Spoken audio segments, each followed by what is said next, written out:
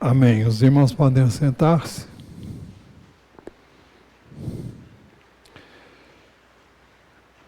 Hoje queremos ver a mensagem que tem como tema: por que precisamos orar como família, juntos, em concordância. Nas últimas mensagens que trouxemos aos irmãos, nós procuramos, através das Escrituras, mostrar a necessidade que temos de orar individualmente e como igreja. E fizemos então a seguinte pergunta: por que precisamos orar como indivíduos e como igreja? Hoje queremos começar perguntando por que precisamos orar como indivíduos, como igreja e como família. Primeiro, porque os céus são os céus do Senhor, mas a terra Ele a deu aos filhos dos homens. Salmo 115, 16. Eu não vou entrar em detalhes, porque já fizemos isso, essa vai ser a terceira vez. E quando Deus criou o homem, Ele deu a ele o domínio da terra, está em Gênesis 1, 27 e 28, e determinou a ele: sejam fecundos, multipliquem-se, verso 28. Encham a terra e sujeitem-na. Tenham domínio sobre os peixes do mar, sobre as aves do céu, sobre todo animal que rasteja pela terra. Multipliquem-se, encham a terra e sujeitem-na. Para que nós possamos sujeitar alguma coisa, precisamos de ter essa autoridade. E esse governo foi dado ao homem desde a criação. E significa que Deus age aqui quando Ele é solicitado. Você vai dizer, mas e a vontade soberana dele? Bom, Deus está dirigindo a história. Ele tem o controle de todas as coisas. Esse mundo não está assim solto, mas em termos de vida pessoal, em termos de família, em termos de igreja, Deus interfere na minha e na sua vida quando nós oramos. Isso já seria o motivo principal para a gente orar. E para orar muito, reconhecendo que precisamos dele. Agora, aqueles que se acham autossuficientes não vão sentir necessidade disso. Mas eu creio que a oração é para quem conhece a sua necessidade, conhece a sua limitação, a sua fraqueza, né? Por que precisamos orar como indivíduos, como igreja e como família? Segundo, porque Jesus nos ensinou a orar pedindo que a vontade do Pai seja feita na terra da mesma forma como ela é feita no céu. Venha o teu reino, seja feita a tua vontade, assim na terra como no céu, Mateus 6,10. Então, não é automático. Se eu quero a vontade de Deus aqui na terra, no governo, no mundo, na obra missionária, na minha casa, na minha família, na minha vida, no meu trabalho, na escola, nos que estão em posição de autoridade sobre mim, eu preciso orar. É loucura você viver nesse mundo sem orar. Por isso nós devemos também orar de acordo com a vontade de Deus, porque Ele não vai ouvir a oração que eu e você fizermos do jeito que eu peço, eu quero isso, mas será que é isso que Ele quer?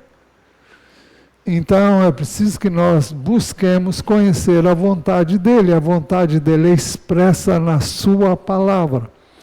Por isso que na 1 de João, Jesus disse isso de muitas formas, mas eu usei esse texto, vou continuar usando, porque ele esclarece 1 de João 5, 14 a 15. E esta é a confiança que temos para com Ele, que se pedirmos alguma coisa segundo a sua vontade, Ele nos ouve. Se sabemos que Ele nos ouve quanto ao que lhe pedimos, estamos certos de que obtemos os pedidos que lhe temos feito. Quando é que nós sabemos que vamos ser ouvidos? Quando nós oramos de acordo com a vontade dEle. E a vontade dEle é expressa na sua palavra. Jesus orou em João 17, pelos seus discípulos, logo por nós. Santifica-os na verdade. A tua palavra é a verdade. Então, a verdade não é o que eu penso, não é o que eu acho.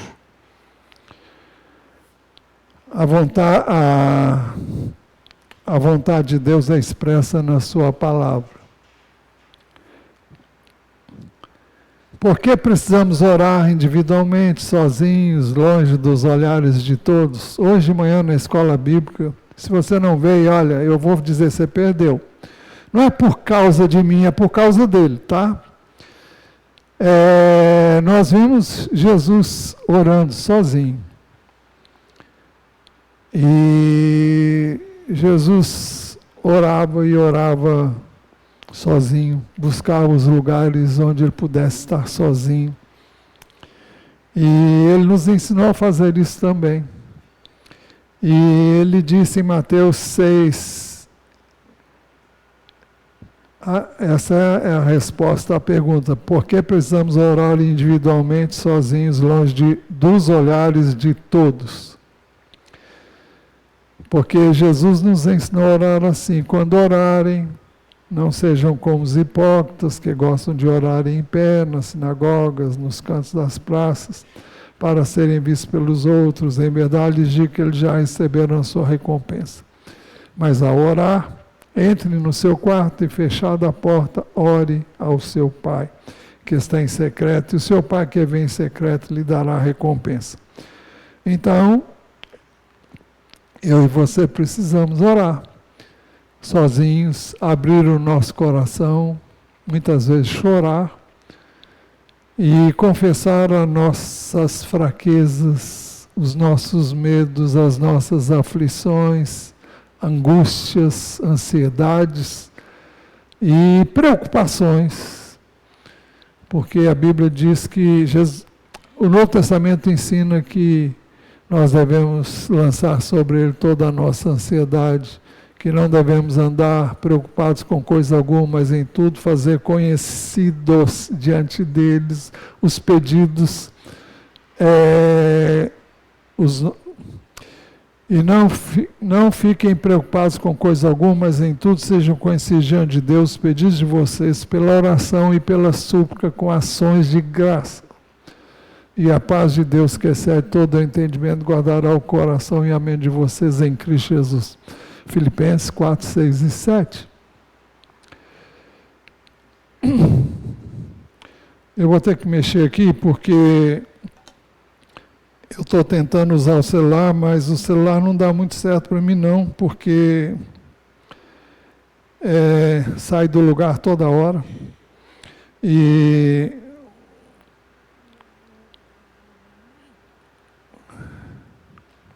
eu já chego lá rapidinho, com a graça de Deus. Eu não quis usar o celular, não quis usar o tablet porque ele é pesado e é antigo, e por isso que ele é pesadão. Mas eu vou ter que usar.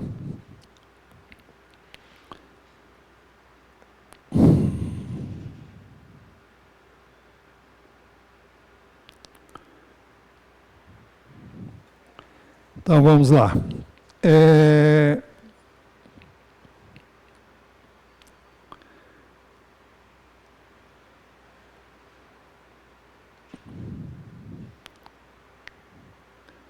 Por que precisamos orar como igreja juntos em concordância? Vimos isso também, não vou entrar em muitos detalhes, porque Jesus nos ensinou a orar assim.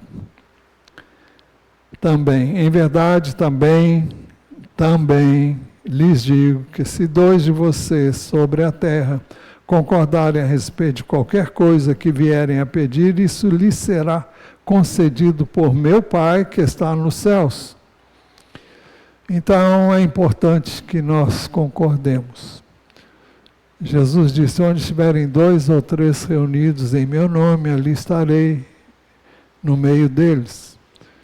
E ele nos ensinou nesse mesmo contexto que é importante que nós oremos em concordância.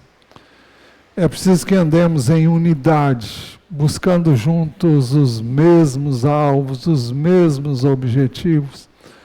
E precisamos concordar. Não somos obrigados a concordar em tudo. Cada indivíduo é um mundo. Mas temos que concordar naquilo que a Bíblia diz, naquilo que é certo, que é direito, né?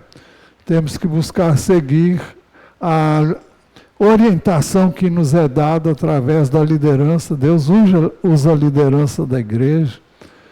E a Bíblia diz que não há autoridade que não proceda de Deus e que toda autoridade foi constituída por Ele. Então nós temos que seguir isso em casa, no trabalho, na escola, na igreja também. Por que precisamos orar, então, como família, juntos, em concordância? Porque o ensino de Jesus sobre oração em concordância se aplica também à família. É o mesmo texto, em verdade, também lhes digo: se 2 de vocês sobre a terra concordarem a respeito de qualquer coisa que vierem a pedir, isso lhes será concedido por meu Pai. E toda família é constituída pelo menos de um homem e de uma mulher. E depois vem os filhos. Mas eu sei, e nós vamos abordar essa situação, nem todo lar tem os 2 cônjuges crentes, por razões, várias razões, que vamos também aqui examinar. Mas, se possível, nós vamos ver isso aí mais em detalhes. Então, por que precisamos orar como família juntos em concordância? Porque Jesus falou sobre a importância da oração em concordância. Isso se aplica também em todo segmento que nós possamos imaginar. Agora, por que precisamos orar em família juntos em concordância? Em 6º lugar, porque Jesus nos ensinou que se um reino ou uma casa estiver dividida contra si mesma, tal reino e tal casa não podem subsistir. Se um reino estiver dividido contra si mesmo, tal reino não pode subsistir. Se uma casa estiver dividida contra si mesma, tal casa não poderá subsistir.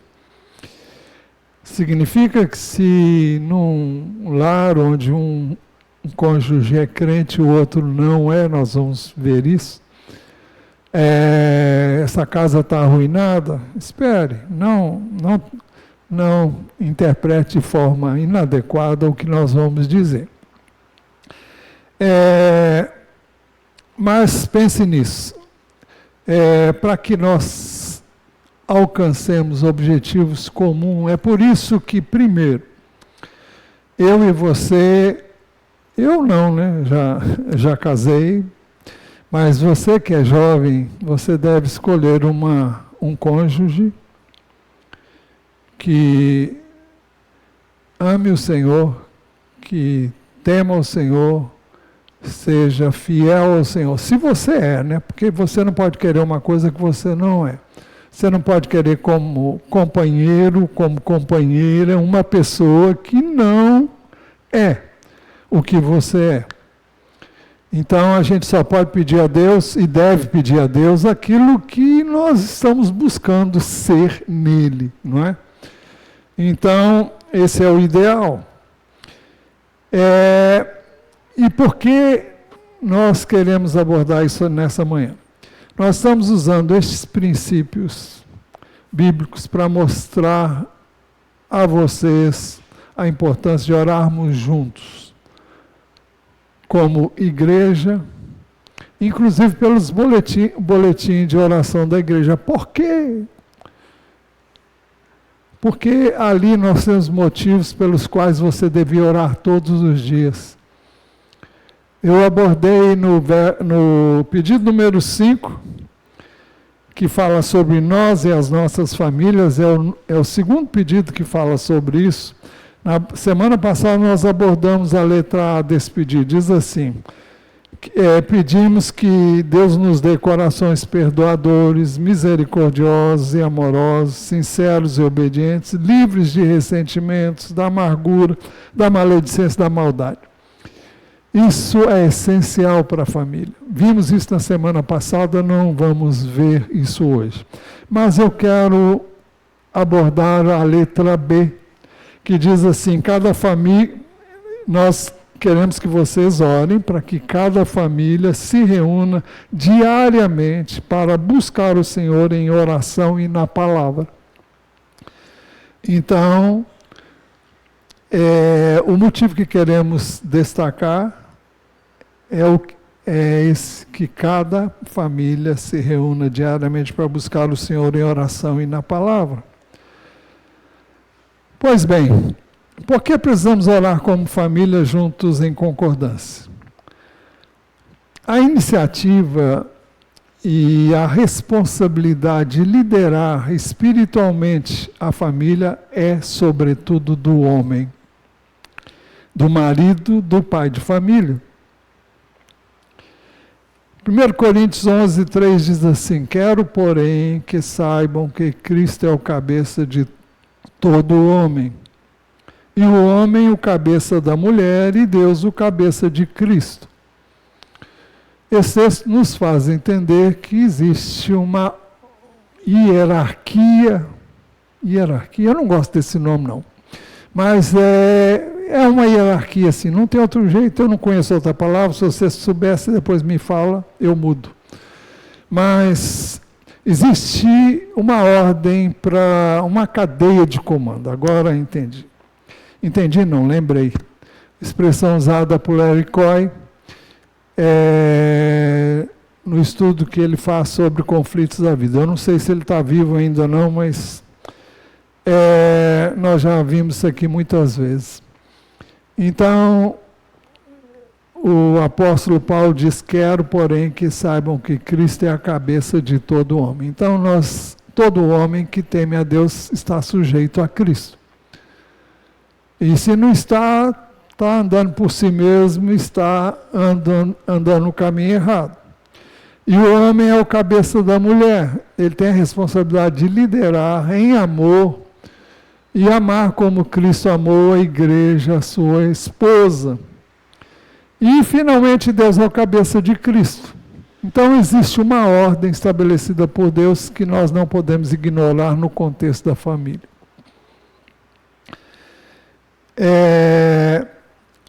Provérbios 4, de 1 a 6, diz: filhos, escutem a instrução do pai, estejam atentos para que obtenham o entendimento, porque lhes dou boa instrução.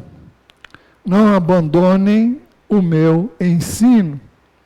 Quando eu era menino, em companhia de meu pai, uma criança inexperiente, mas única aos olhos de minha mãe, ele me ensinava e me dizia que o seu coração, ele me ensinava e me dizia que o seu coração retenha as minhas palavras. Guarde os meus mandamentos e você viverá.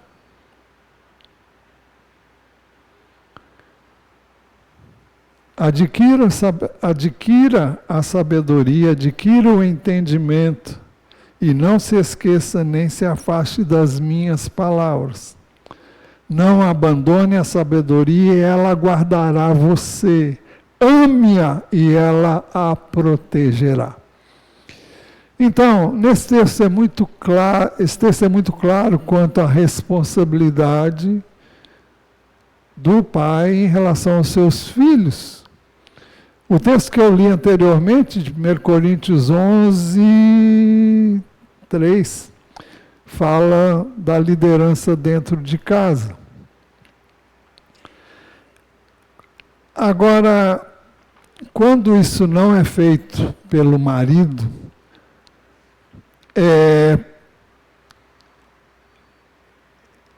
e pai de famílias, porque ele não é crente, e por que isso aconteceria? Quando muitas pessoas vêm a Cristo depois que já se casaram, que já constituíram família, e a Bíblia ensina claramente que você não deve se separar do seu cônjuge por causa disso. Isso é assunto para outro tempo, mas não é para agora não. Se ele não é crente, ainda não se converteu, e a mãe se converteu, ou existe aquele caso também de que o marido ou o pai dos filhos que nasceram dessa união, mesmo que você tenha casado com um crente, mas esse crente pode ser um crente chuchu, que não está nem aí para as coisas de Deus, ou que leva as coisas assim de forma talvez leviana, e não faça o que a Bíblia manda que ele faça. Não cabe a você brigar com seu marido, dizer que ele tem que fazer o que ele não entendeu que tem que fazer. Então, quer ele seja crente, quer ele não seja crente, ou quer ele seja um crente, entre aspas, se você tem condições, faça o que você pode, se você é mulher crente. Porque você tem todo o direito de fazer o que ele não está fazendo, se ele não faz. A menos que ele diga, olha, você... Bom, aí a gente vai entrar em outro assunto. Mas, em princípio, você deve, se você tem filhos, se você não é única com o seu marido, então você vai ter que buscar sozinho. Mas se vocês têm filhos, vocês devem, você mulher, você mãe, deve se reunir com seus filhos e deve ter o seu cultinho com eles, deve ensinar-lhes a palavra. Você tem que ter o seu tempo sozinho, mas você tem que ter também um tempo para ministrar a palavra aos filhos. Eu creio que orar por eles, você deve orar com imposição de mãos desde o nascimento. O pai, e na falta dele, por falta de iniciativa, ou por indiferença, ou por outra razão, se ele não faz, você faz. Eu já disse para vocês 1000 vezes aqui que meu pai não fazia isso assim, não impunha as mãos sobre a minha cabeça. Mas eu fiz isso com os meus filhos e eu creio que se o pai não faz, a mãe deve fazer. O filho está deitado, ou pode estar dormindo. Desde a mais tenra idade você pode orar, pedindo a Deus em favor do seu filho, aquilo que você sabe, você conhece e quer que ele seja. Dedique a vida dele ao Senhor, entregue ele nas mãos do Senhor, o seu filho ou seus filhos ao Senhor, e peça a Deus para abençoar. Quando ele tiver condição de entender, você vai explicando para ele acerca de Jesus, acerca do plano da salvação. O meu filho mais velho, com 4 anos, eu o levei a Cristo. E foi uma decisão séria. É claro que eu não batizei imediatamente, e naquela época eu nem era pastor, mas mais tarde, quando ele teve a idade para isso, ele foi batizado. Eu acho que não, acho que quem batizou ele não fui eu não. Mas eu não lembro, para lhe dizer a verdade, não sei. Não me lembro. Então, o ensino na falta do pai, quer seja falta presencial, quer seja porque ele não é crente, quer seja por qualquer outra razão, deve ser feito pela mãe. Então vamos ver. Timóteo era filho na fé do apóstolo Paulo. Ele se refere a Timóteo dizendo, a Timóteo, verdadeiro filho na fé. Timóteo era filho na carne de um pai grego, logo gentio.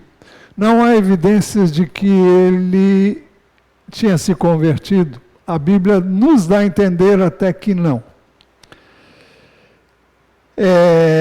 Atos 16:1 diz assim: Paulo chegou também a Derbe e a Listra. Havia ali um discípulo chamado Timóteo, filho de uma judia crente, mas de pai grego.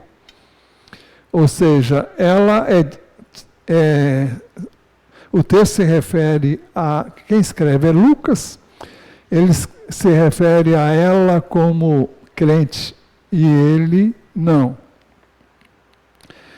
Timóteo teve como avó e mãe mulheres tementes a Deus, que eram judias e tiveram cuidado de criar Timóteo nos caminhos do Senhor, até que ele teve um encontro com Jesus, através do apóstolo Paulo. Isso porque Paulo se refere a elas da seguinte forma ao escrever a Timóteo. 2 Timóteo 1,5. Lembro da tua fé sem fingimento. Ele está falando com Timóteo. A mesma que primeiramente habitou em sua avó, Lóide, e em sua mãe, Eunice. E estou certo de que habita também em você. Ele se refere ao ensino que Timóteo havia recebido através de sua avó e mãe, quando ele disse em 2 Timóteo 3, 14 e 17, quanto a você, ele está falando com Timóteo, quanto a você, permaneça naquilo que aprendeu e em que acredita firmemente, sabendo de quem você o aprendeu. E que desde a infância você conhece as sagradas letras. Ele está se referindo ao Velho Testamento, ao Antigo Testamento. Porque não existia Novo Testamento nessa época.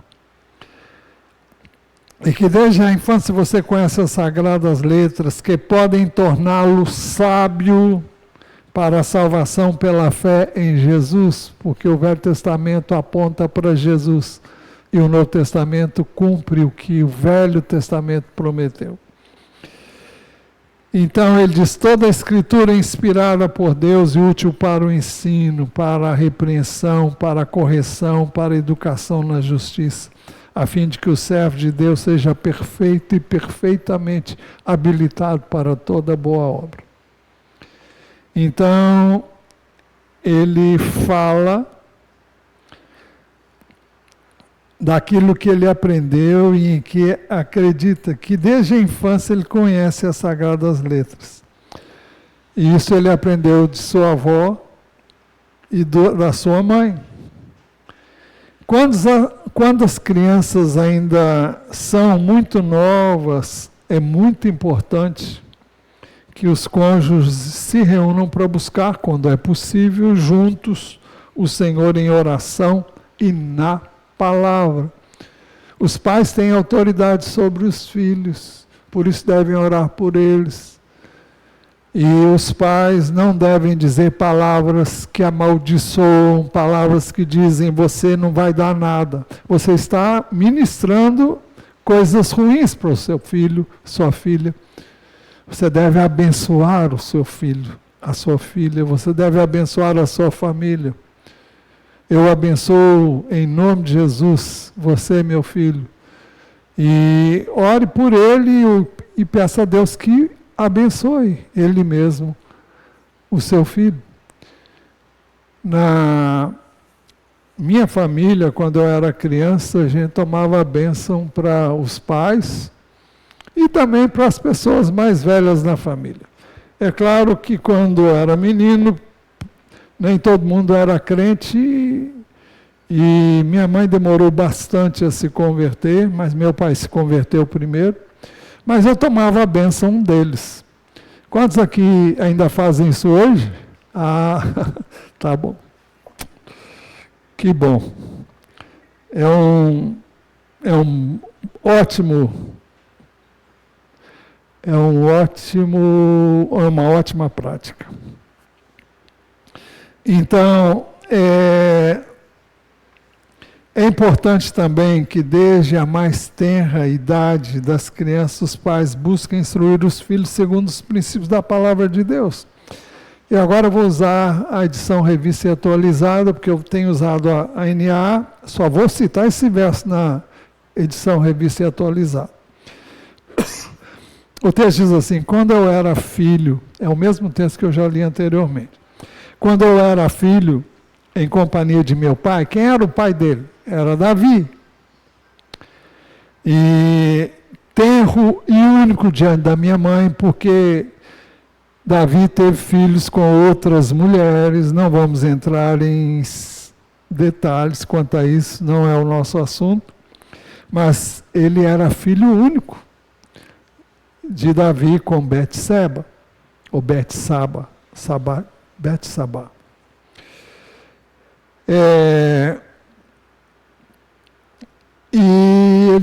O texto diz: quando eu era filho em companhia de meu pai, tenro e único diante de minha mãe, então ele me ensinava e dizia: retenha o teu coração as minhas palavras, guarda os meus mandamentos e vive. O que eu quero destacar aqui? A palavra tenro e único.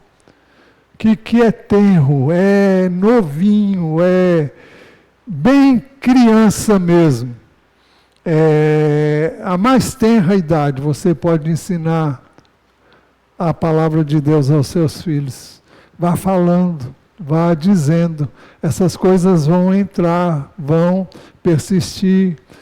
Provérbios, se não me engano, 22:6 diz assim: ensina a criança o caminho que deve andar, e quando crescer não se desviará dele.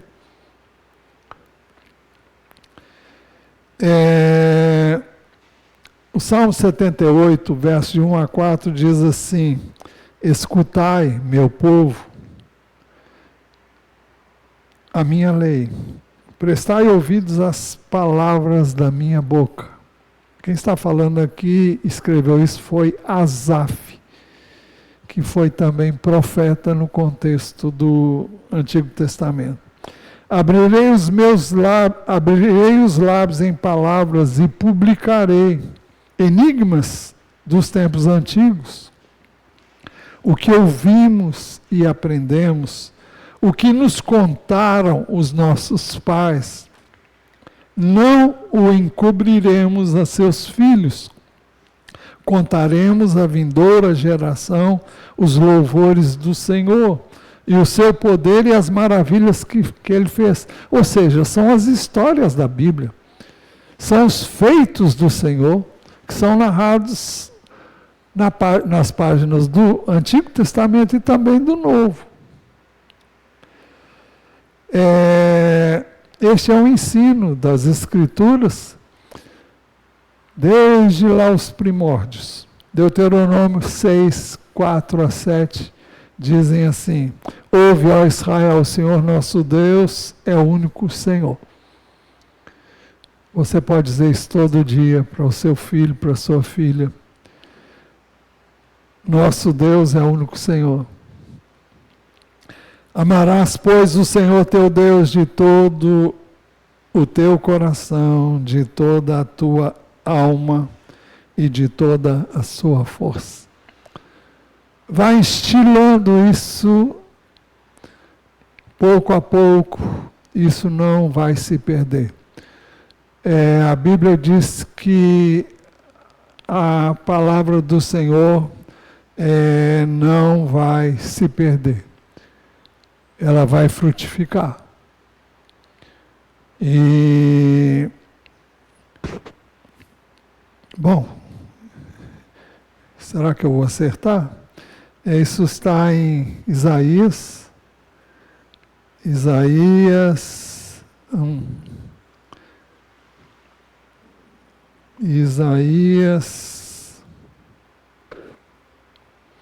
55.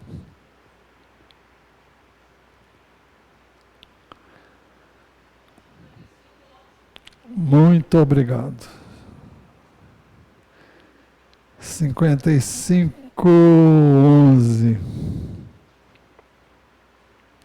Não, acho que eu marquei errado aqui.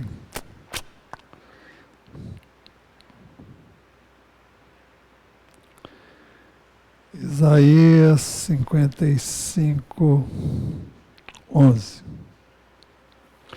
Assim será a palavra que sai da minha boca, não voltará para mim vazia, mas fará o que me apraz e prosperará naquilo para que a designei. Então a palavra do Senhor não cai no vazio. Ela não vai voltar para ele vazia, mas fará o que apraz a Deus fazer através da sua palavra. Então vamos semear a palavra. Então, vejam, ouve a Israel, o Senhor nosso Deus é o único Senhor, amarás, pois, o Senhor teu Deus de todo o teu coração, de toda a tua alma e de toda a tua força. Agora veja o que diz o verso seguinte: essas palavras que hoje te ordeno estarão no teu coração. Isso é primordial, você não pode falar de uma coisa que você não tem no coração. E aqui vai um apelo, uma súplica aos pais. Se você não tem a palavra de Deus no coração, peça a Deus que coloque isso no seu coração. Para você amar essa palavra, ter prazer nela, e você, com essa palavra no seu coração, você pode ministrar. Você não pode dar uma coisa que você não tem. Para você falar de Jesus para o seu filho, a sua filha, você tem que ter Jesus primeiro. E ele tem que ser o primeiro na sua vida. Ouve, ó Israel, o Senhor nosso Deus é o único Senhor, amarás o Senhor teu Deus de todo o teu coração, de toda a tua alma, de toda a tua força, e Jesus de todo o teu entendimento. Então ele tem que ter a primazia. E o texto de Deuteronômio dizia: essas palavras que eu te ordeno estarão no seu coração, no teu coração. Tu as inculcarás a teus filhos, e delas falarás, assentado em tua casa e andando pelo caminho, ao deitar-se ou levantar-se. Quando é isso, é o tempo todo. Você pode... Isso mostra uma maneira de viver, gente. Por isso que a Bíblia diz em Colossenses, capítulo 3, se não me engano, verso 16, diz assim: habite ricamente em vocês a palavra de Cristo. Instruí-vos e aconselhar-vos mutuamente em toda a sabedoria. E depois continua o texto. Então veja, essas palavras que hoje te ordeno estarão no teu coração. Tu as inculcarás a teus filhos e delas falarás, assentado em tua casa, quando você está na mesa, reunindo a família, e andando pelo caminho. Você vai andar com seus filhos, tem que ter tempo para andar com eles. Eu falei muito nessa área. E ao deitar-se e ao levantar-se. Então é o tempo todo. Não obstante, eu sempre orei com meus filhos, tive o culto doméstico com eles. E Hoje, isso pode ser feito através de uma Bíblia ilustrada. Eu estava vendo aqui, você coloca a Bíblia Crianças e deve aparecer uma Bíblia no seu aplicativo aí do celular. E eu não conheço outra, mas a única que eu conheço é da YouVersion. É a que eu uso no meu celular. Tem todas as versões. A para adulto tem todas as versões da Bíblia. A Bíblia ilustrativa para crianças, ela tem desenhos, tem ensinos, e é bem agradável. Eu usei recentemente não, meus netos já estou fazendo discipulado com eles, né? Mas eles, quando ficavam na minha casa, quando eles moravam aqui no Rio de Janeiro, eles dormiam algumas vezes lá em casa e toda noite a gente usava esse aplicativo para ensinar coisas que eles já estavam sabendo, mas a gente ia lá nas histórias. E uma coisa que a gente precisa entender, deixa eu terminar aqui. Eu, quando era pai de crianças pequenas ainda, meus filhos, eu usava um livro que eu não tenho muita certeza, mas se não me engano, era de uma editora luterana. Era um livro espesso, bem espesso mesmo. E cada dia tinha uma história bíblica para contar. Não tinha ilustrações, a não ser um desenhozinho que colocavam lá para ilustrar aquilo que ia ser contado. Mas nada que despertasse assim grande interesse. Era mais, não sei, é uma ilustração bem simples. Era em preto e branco. E você podia usar aquele livro o ano inteiro e você não esgotaria todas as histórias que tinham naquele livro. Mas se você tiver um livro e tiver que repetir, não se acanhe. As crianças gostam de repetição. Vocês já viram como uma criança gosta de ver os mesmos filmes que ela já viu 1000 vezes? Quem já viu isso aí? Levanta a mão. Será que só eu que sei disso? Mas ontem a Ana Bia estava com os netos em casa, ontem ou anteontem, não sei. E já era hora de dormir, mas ele estava assistindo um filme que ela disse que já assistiram 1000 vezes um desenho.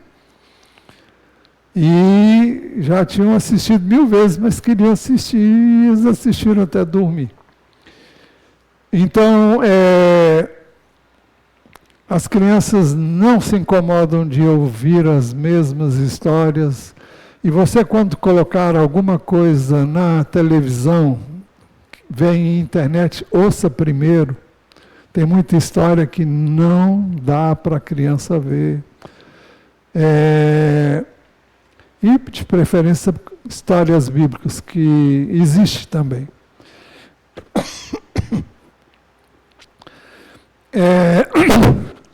Os pais devem ter o cuidado de ser exemplo de conduta e fé para os seus filhos. Efésios 6,4 diz assim: vocês pais, não provoquem os seus filhos à ira, mas tratem de criá-los na disciplina e na admoestação do Senhor. É aquilo que a Bíblia ensina. São os ensinos do Senhor. É preciso que os filhos tenham disciplina. Filhos têm que ter disciplina. Filhos que fazem o que querem, a hora que querem, não vão dar boas pessoas, não, gente. Filhos só têm segurança se os pais impuserem uma disciplina. Não precisa ser quartel, não, mas tem que ter horários para cada atividade, para fazer os deveres de casa, para ver determinadas coisas que eles querem ver. E é preciso que você esteja atento quanto o que é que eles estão vendo. Porque hoje é um perigo você entregar um celular que tem internet na mão de uma criança. Porque ela tem acesso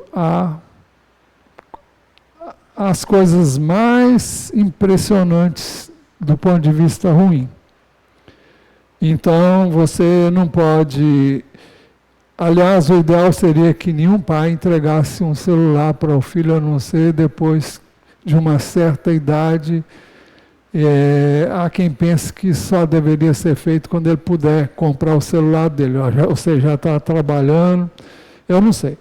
Não quero entrar nesse detalhe, mas hoje os pais dão muita corda para os filhos e deixam eles à vontade, porque querem fazer o que eles querem, então entrega um celular na mão do filho, que o filho dá sossego para ele fazer o que quer. Então, você vai colher o que você plantar. Então, a responsabilidade dos pais é ensinar os seus filhos, ter tempo com eles para ensinar-lhes a palavra, para orar com eles. E por isso a importância da família ter um momento em que vocês vão orar juntos com as crianças. E o casal deve ter um momento deles também para orar. E cada um deve ter o seu tempo. Você vai dizer, como eu vou encontrar tempo? Eu não sei, se vira. É algo para você priorizar. Busque, não precisa ser um tempo enorme, mas o que é possível. Mas tenha o seu tempo. Você precisa de um tempo para você, precisa de um tempo com a sua esposa para orarem juntos, tratarem de situações que vocês querem colocar em oração juntos. E então é importante que você tenha tempo para cada coisa. Então os pais têm que ser exemplo para os filhos. Colossenses também diz, pais, não irritem seus filhos para que eles não fiquem desanimados. O que mais provoca a ira na vida de um filho ou de uma filha é quando os pais dizem que eles devem fazer determinada coisa que eles não fazem. E coisas que os pais também não ensinaram.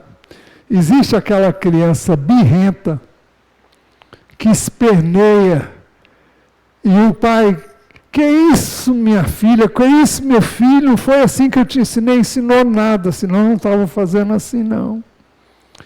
A Bíblia manda usar a vara quando é necessário, não é para matar a criança não. Bom, tem que ter cuidado com o que a gente fala aqui, por causa de... Hoje não pode falar essas coisas, mas eu fui educado apanhando muito. Apanhei demais. Apanhava com uma escova que era escova de roupa, mas ela era largona. E era a preferida da minha irmã, porque depois de um certo tempo, minha mãe não tinha muita força mais não, mas minha irmã me levava para o cantão. Ela já foi para o Senhor, mas deixe-me ver, ela era quase 15 anos, não sei se exatamente assim, mas mais velha do que eu, e ela disciplinava a gente. E eu dou graças a Deus porque eu fui disciplinado. Eu não era fácil não. Eu lembro de meu pai me pegar na rua porque eu não obedeci, e eu morava numa casa, um sobrado, e eu ia subir na escada, ele ia pá, pá, e ia batendo em mim até chegar lá em cima. No bumbum mesmo. É porque dói, mas não machuca. E eu dizia, ai, tá doendo. Mas eu já subi até em árvore para fugir de meu pai. Mas a gente aprende, parece que não aprende, mas aprende. Então, filhos hoje estão muito à vontade para fazerem o que querem, do jeito que querem, mas filhos precisam de disciplina, precisam de instrução. E cabe aos pais fazerem isso.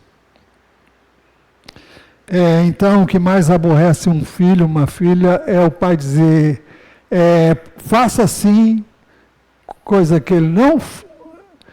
Aliás, na vista dos outros, fica cobrando dos filhos um comportamento que eles não aprenderam com seus pais, porque o pai e a mãe não ensinaram, e porque não vivem o que dizem para ele fazer. Você não pode querer um comportamento de alguém que vê você fazer tudo errado todo dia. Exemplos valem mais do que 1000 palavras. Por isso que Deuteronômio 6, 6 e 7 diz, essas palavras que hoje lhe ordeno estarão no teu coração. Que hoje te ordeno estarão no teu coração. Tu as inculcarás a teus filhos e delas falarás, andando pelo caminho, assentado em sua casa, andando pelo caminho ao deitar-se e ao levantar-se.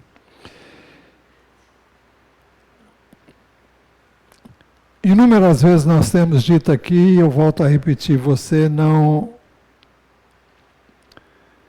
é perfeito. Eu não sou perfeito, nós não somos perfeitos. Você erra, como todo ser humano erra.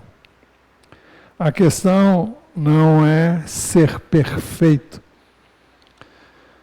mas ter a capacidade de reconhecer que você errou, que você falhou, que você não foi correto quando você fez alguma coisa errada.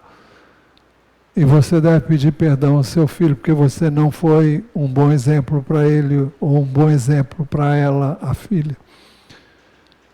Humilhe-se. Sim, humilhe-se. Olha, me perdoa, eu não fiz o que devia fazer.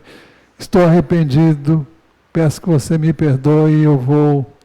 Aí você vai buscar Deus, porque senão você não consegue ser o que você precisa ser para o seu filho. Isso requer oração.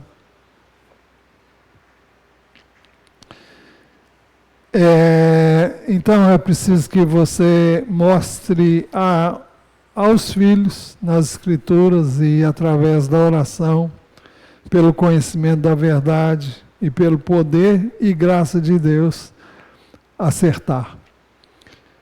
Você não tem que colocar sobre você um peso. Você não pode fazer as coisas certas sem depender de Deus.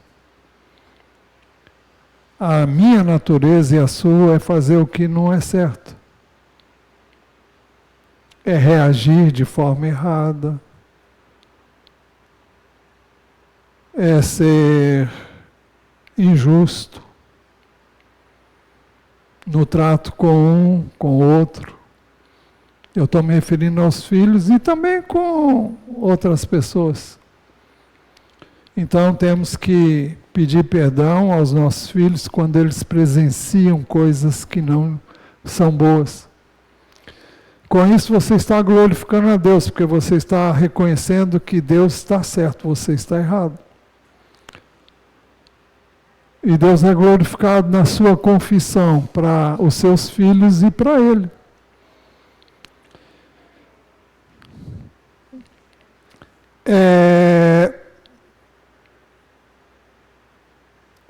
Paulo escreveu, sejam meus imitadores, como também eu sou imitador de Cristo. Esse é o padrão. E eu fico impressionado com o que Paulo disse aqui. Sede meus imitadores, como eu sou de Cristo. Mas vamos ver o que ele escreveu também em Filipenses 3, 10, 14. O que eu quero é conhecer Cristo. Você vai dizer, não conhecia Cristo? Claro, já tinha conhecido. Você leia os versos anteriores que você vai descobrir isso. O que eu quero é conhecer Cristo. Mas, olha, eu e você precisamos conhecer mais e mais de Cristo. Pedro escreveu no último verso da segunda epístola, antes cresçamos na graça, ou cresçamos na graça e no conhecimento de nosso Senhor Jesus Cristo. Você nunca conhecerá totalmente o Senhor, mas você deve buscar conhecê-lo como? Lendo as Escrituras. O que eu quero é conhecer Cristo e o poder da sua ressurreição, tomar parte nos seus sofrimentos e me tornar como Ele na sua morte. Morrer para si mesmo, para de algum modo alcançar a ressurreição dentre os mortos, no sentido literal e no sentido de viver a plenitude de uma vida ressurreta. Não que eu já tenha recebido isso ou já tenha obtido a perfeição. Ele não se considerava perfeito, mas prossigo para conquistar aquilo para o que também fui conquistado por Cristo. Ele não era perfeito, sabia que não era, mas ele perseguia esse alvo.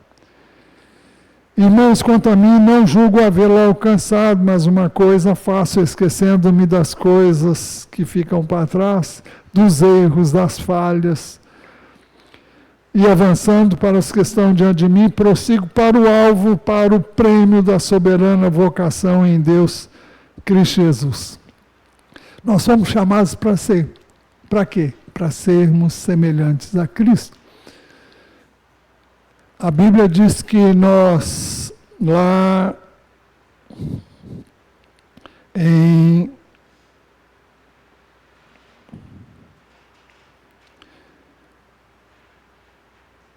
a Bíblia diz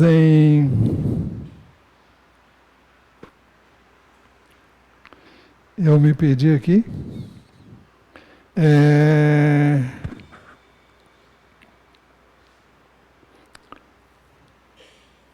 me esqueci.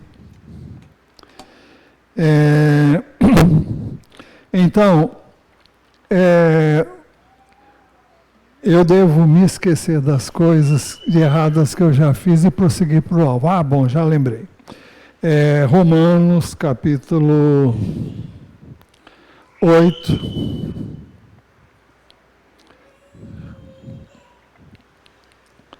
Romanos 8.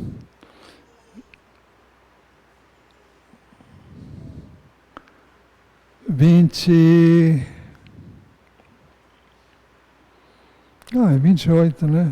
8, 28.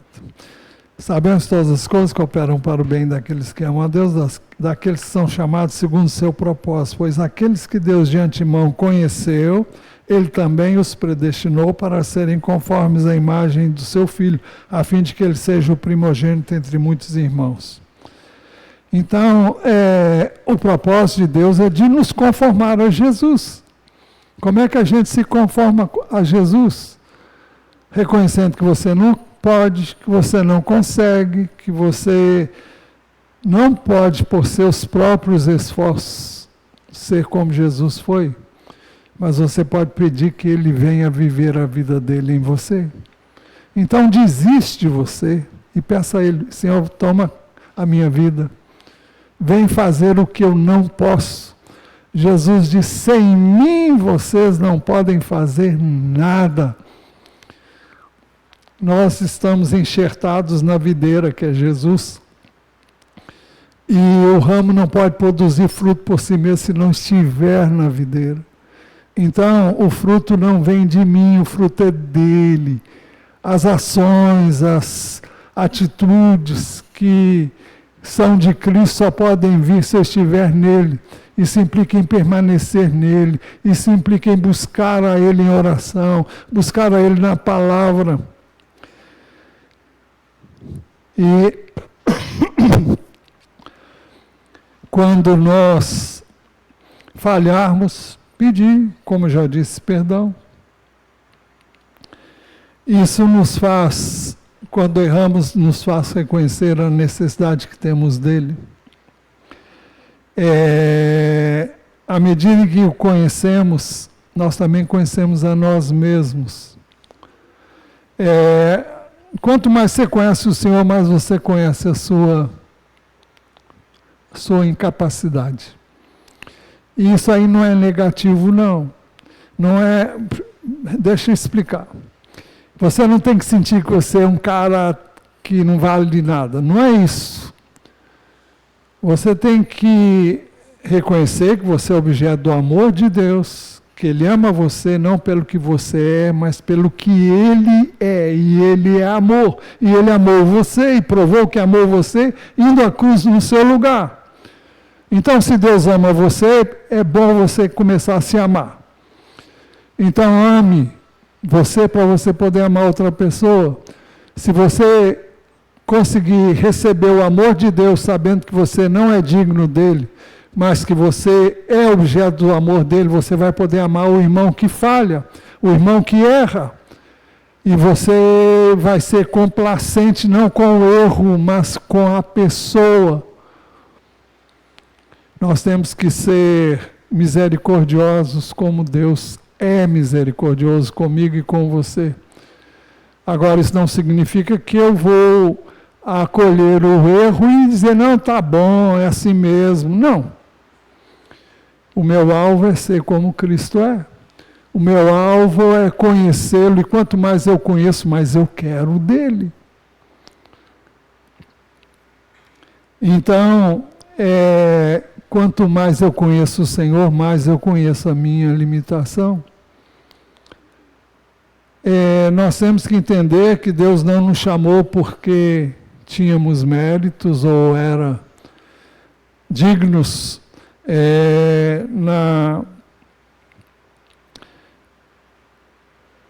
Será que é aqui? 1 Coríntios 1.